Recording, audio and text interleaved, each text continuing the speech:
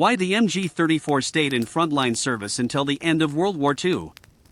How did one weapon manage to stay on the front lines from the very beginning of World War II all the way to its final days, even after a newer, supposedly better model was introduced?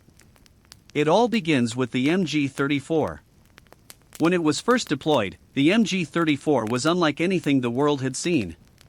It was a groundbreaking machine gun not just because of its firepower, but because it was built to handle multiple roles across the battlefield. What many people don't realize is that the MG34 was developed in total secrecy, years before the war even started. We've all heard about the brutal efficiency of German machine guns during World War II. But the real reason they were so terrifying? It wasn't just raw firepower.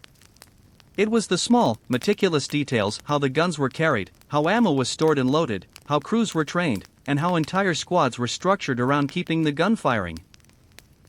Even after the MG42 entered service, the MG34 didn't vanish. It kept fighting until the very end.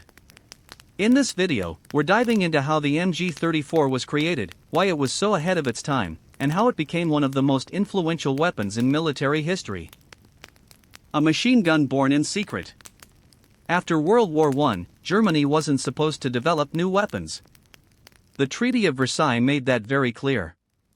But behind closed doors, German engineers had already started working on what they believed would be the next great war machine. Their goal was ambitious: create a machine gun that could do it all. One weapon that could serve on the offensive or defensive, be light enough for infantry, yet powerful and adaptable enough for tanks, vehicles, even aircraft. It had to be rugged, mobile, and versatile. At the time, countries like the US used different weapons for different roles: the M2 for heavy fire, the M1919 for support, and the BAR for mobile infantry. Germany aimed to combine all of that into a single weapon. By 1934, the design was ready. Within 2 years, it entered mass production, and no one outside of Germany even knew it existed. By the time war broke out in 1939, around 50,000 MG34s were already built and deployed.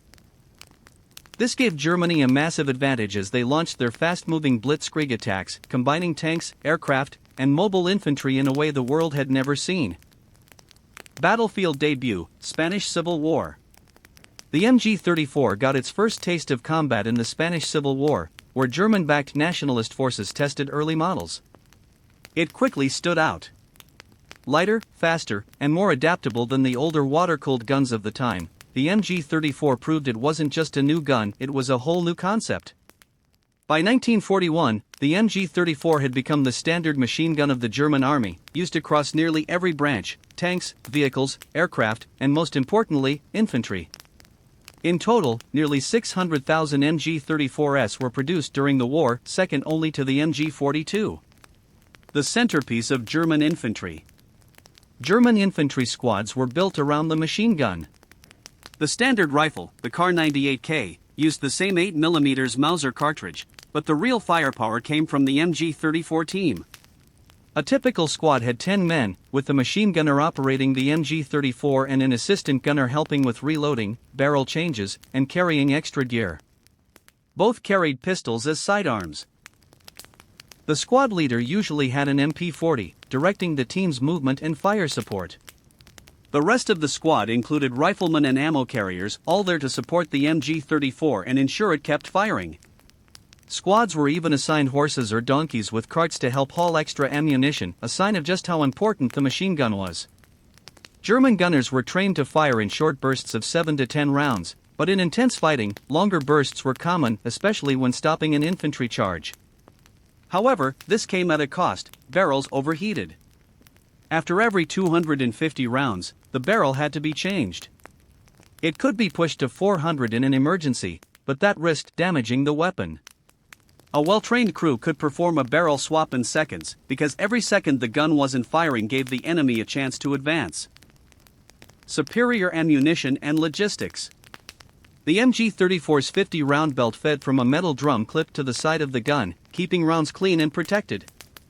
In contrast, Allied machine gunners often slung belts over their shoulders, leaving rounds exposed to dirt and snagging. Even the ammo boxes were carefully designed. Foldable leather handles allowed a soldier to carry 2 in each hand, up to 1,200 rounds in one trip. Boxes could be stacked for transport or mounted directly on tripods. They were sealed against water, compact, and efficient, something the Allies never quite matched. The Lefette tripod, a game-changer. One of the MG34's most underrated strengths was the Lefette tripod. This wasn't your average mount. It had a recoil buffer, a remote trigger system, and the ability to preset elevation and sweeping fields of fire. A crew could lock in the MG34 to cover a fixed zone, and it would sweep that area even without a man operating it directly. The gunner could stay low, even fire from cover using a pull cord.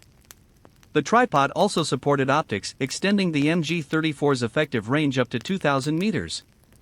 For anti-aircraft use, it could be fitted with spiderweb-style sights to track fast-moving planes. It was complex, yes, the full system weighed about 40 pounds, but it turned the MG34 into a battlefield force multiplier. The MG34 in armored vehicles. While the MG42 eventually took over most infantry roles, the MG34 remained the go-to for tanks and vehicles throughout the war. The reason? Its barrel change system. The MG42's barrel had to be removed from the side, impossible in the tight confines of a tank. The MG34's barrel slid straight out the back, making in-vehicle swaps possible. It also featured a two-stage trigger: press lightly for single shots, press harder for full auto. Early versions even let users switch between 600 and 900 rounds per minute, though that feature was later dropped due to its complexity. Why the MG42 took over? So if the MG34 was so good, why was it replaced? Simple: production and reliability. The MG34 wasn't designed for mass production during wartime. It required high-grade materials and precision machining, roughly 150 man-hours per gun. The MG42, in contrast, used stamped parts and could be built in half the time. It was also better suited to rough battlefield conditions. The MG34's tight tolerances made it vulnerable to dust, mud, and extreme temperatures, common issues on the Eastern Front and in North Africa. The MG42 was faster, easier to maintain, and more reliable in the chaos of war. But that didn't mean the MG34 was obsolete. It remained in production until the war's end, especially in factories not yet converted to build MG42s. The MG34's lasting legacy. The MG34 wasn't just a gun. It was a revolution in machine gun design.